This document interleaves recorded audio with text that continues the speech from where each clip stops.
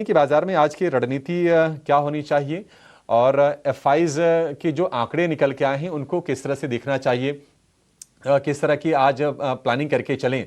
हमारे साथ जुड़ गए हैं ईटी नाउ और ईटी नाउ स्वदेश के senior executive editor Sajeet Mangat. Sajeet sir, बहुत शुक्रिया आपका समय देने के लिए। स्वागत है आपका ईटी नाउ स्वदेश पर। सर, सबसे पहले एफआईज की बातचीत कर लेते हैं। कल हमने देखा कि दूसरे दिन बाइंग आई है, 1100-1150 करोड़ रुपए की बाइंग आई है और डीआईएस की खरीदारी लगातार जारी है। कैसे देख रहे हैं आप इन आंकड़ों को और बाजार में आज ओवरऑल सेटअप आपको कैसा दिखाई दे रहा है?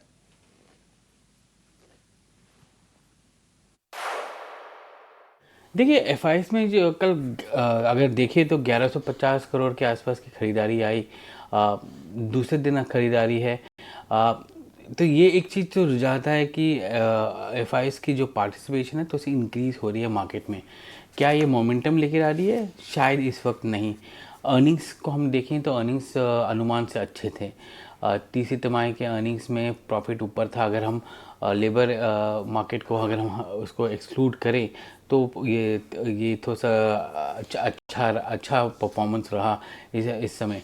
और दूसरी जो बात हमको देखने को है इसमें कि ये ग्रॉस जो बाइस और ग्रॉस सेल होता है जो एफआईएस का, वो अभी भी थोड़े से नीचे की तरफ है। तो वो मोमेंटम नहीं आ रहा है इस मार्केट में। और जो बाइंग हो रही है आपको देखने को मिल रही है पीएसयू बैंक्स, फाइनेंशियल्स में आ रही हैं। सेलिंग अभी भी कुछ सेक्टर्स में है, आईटी वगैरह में सेलिंग्स देखने को मिल रहा है। तो ये थोड़े से कॉशियस है।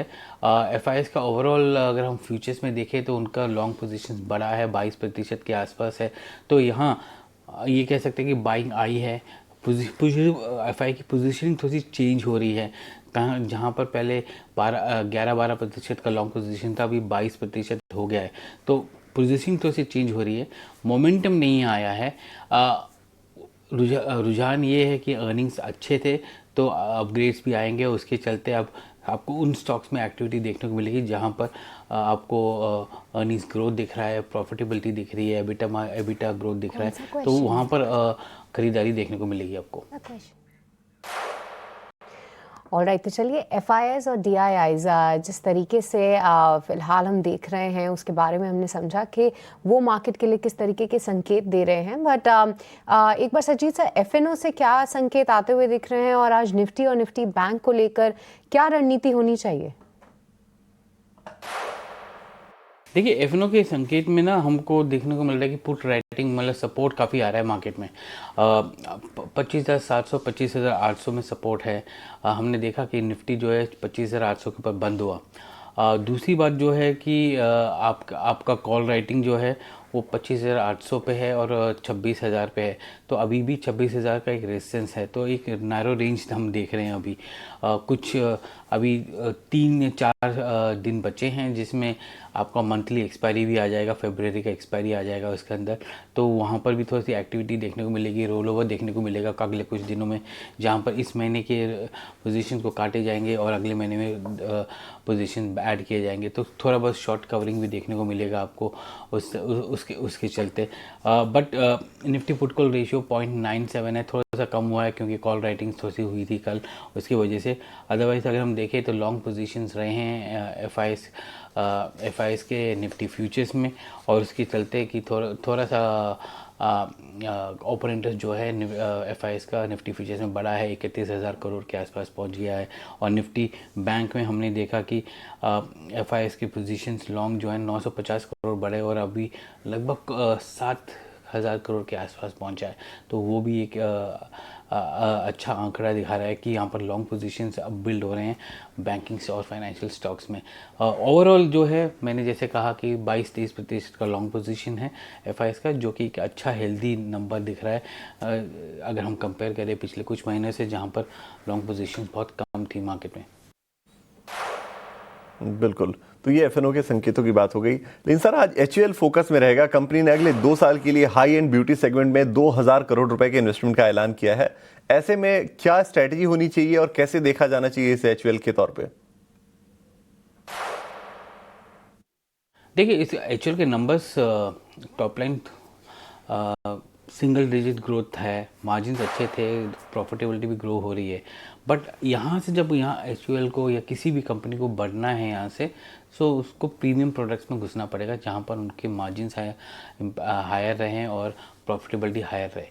टॉप लाइन ग्रोथ बहुत स्टैगनेंट हो गई है बहुत सारे एफएमसीजी कंपनीज़ के लिए, तो वो एक बड़ा चैलेंज है सारे कंपनीज़ को। अगर हम देखें तो एचयूएल जो 2000 करोड़ इन्वेस्ट कर रहा है मैन्युफैक्चरिंग में, जिसमें वो प्रीमियम प्रोडक्ट्स को मैन्युफैक्चर करेगा, वो एक बड़ा सा डिसीजन है और एक स्ट्रैटेजी भी है एचयूएल का कि वो कहाँ पर अपना फोकस करना चाहता है। अब नई लीडरशिप आई है एचयूएल में और उनका फोकस वेरी क्लियर लग रहा है कि आपको प्रीमियम प्रोडक्ट्स में जाना है जहाँ पर लोगों का भी रुझान जा रहा है।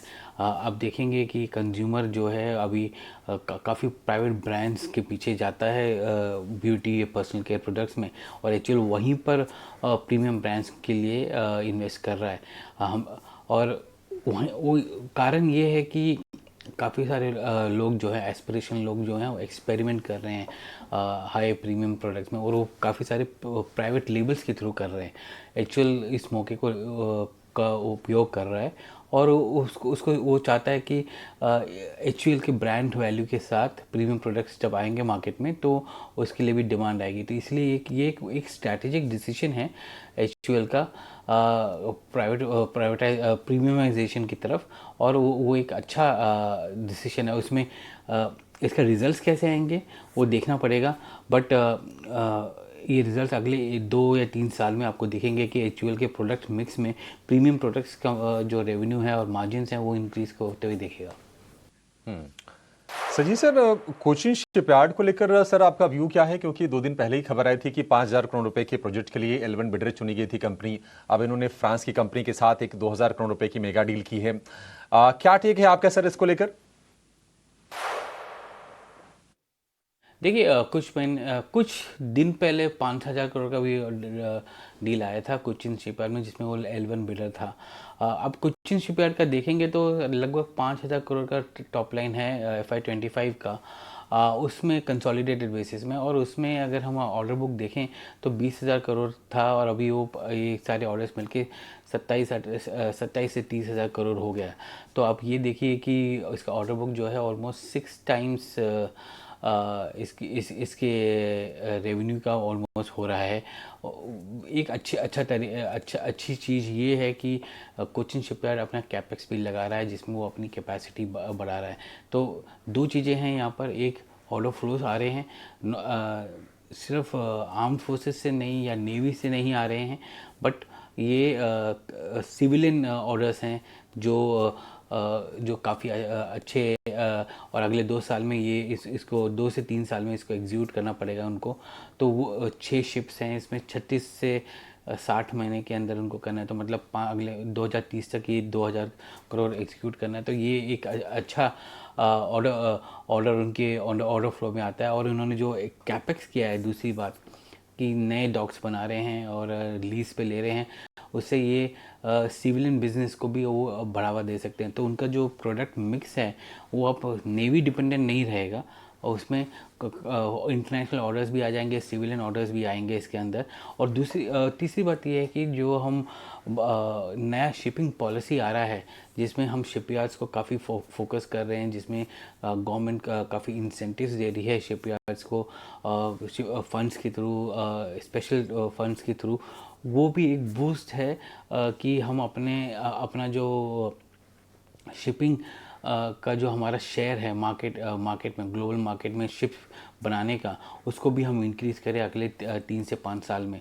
तो वो भी एक फैक्टर है। तो ये 3 फैक्टर जो हैं के चलते काफ़ी आपको देखने को मिलेगा कि शिपयार्ड्स में काफ़ी एक्टिविटी देखने को मिलेगी, ऑर्डर फ्लोज आने लगेंगे।